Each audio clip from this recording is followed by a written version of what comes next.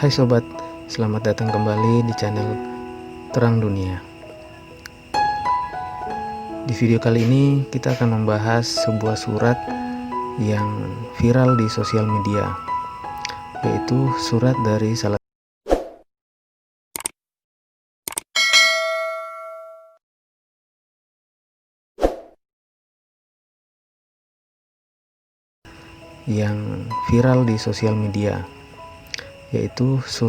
salah satu gubernur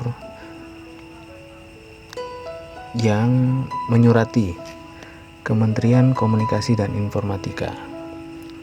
Perihal suratnya penghapusan aplikasi Kitab Suci Injil Minangkabau ditujukan kepada Menteri Komunikasi dan Informatika Republik Indonesia.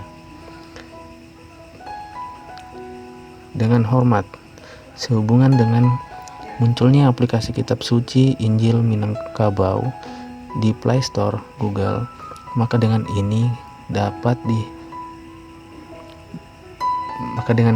disampaikan kepada Bapak hal-hal sebagai berikut. Masyarakat Minangkabau sangat keberatan dan resah dengan adanya aplikasi tersebut, bahwa aplikasi tersebut sangat bertolak belakang dengan adat dan budaya masyarakat Minangkabau yang memiliki falsafah adat Basandi, syarak Basandi, Kitabula. Berkenan dengan hal tersebut, kami harapkan Bapak melalui Direktorat Jenderal Aplikasi Informatika dapat menghapus aplikasi tersebut dari Play Store Google dan mengindahkan kemungkinan munculnya aplikasi sejenis di kemudian hari. Demikian disampaikan atas perhatian dan bantuannya, diucapkan terima kasih. Nah, sahabatku yang terkasih dalam Tuhan kita Yesus Kristus, kita tidak perlu khawatir jika ada hal yang seperti ini, karena semuanya itu sudah tertulis. Contohnya di dalam kitab Yohanes 15 ayat yang ke-18.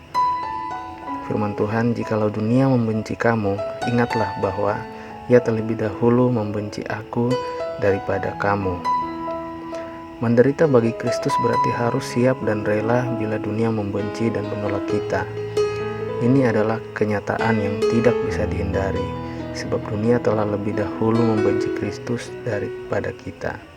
Oleh karena itu, janganlah merasa heran jika selama hidup di dunia ini, banyak orang Kristen yang harus mengalami tekanan dan perlakuan yang tidak adil, baik itu di tempat kerja maupun di lingkungan masyarakat. Orang dunia membenci kita oleh karena nama Yesus dan tidak mengenal Bapa yang telah mengutus Dia. Di akhir zaman ini, banyak orang yang menyangka bahwa menganiaya pengikut Kristus adalah wujud dari ibadah. Seperti tertulis, kamu akan dikucilkan, bahkan akan datang saatnya bahwa setiap orang yang membunuh kamu akan menyangka bahwa ia berbuat bakti bagi Allah. Yohanes 16 ayat 2.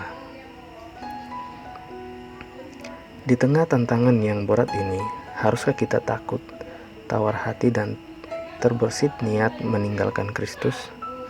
Tuhan Yesus berkata, "Berbahagialah orang yang dianiaya oleh sebab kebenaran, karena merekalah yang mempunyai kerajaan sorga." Firman Tuhan ini terdapat pada Matius 5 ayat 10. Rasul Petrus juga menguatkan sebab adalah kasih karunia jika orang karena sadar akan kehendak Allah menanggung penderitaan yang tidak harus ia tanggung. Tetapi jika kamu berbuat baik dan karena itu kamu harus menderita, maka itu adalah kasih karunia pada Allah. 1 Petrus 2 ayat 19. Apapun keadaannya, kita harus tetap setia mengiring Kristus sampai akhir hayat kita, sebab kita tidak berjuang di dunia ini sendirian.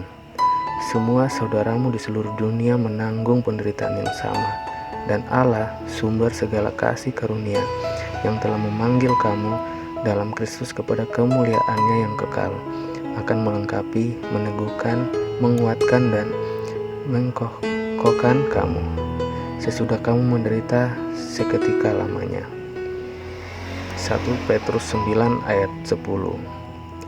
Tuhan Yesus juga telah memberikan Roh Kudus. Dialah yang akan menyertai dan menolong kita dalam mengemban tugas sebagai pemberita Injil dan saksi-saksinya di tengah dunia.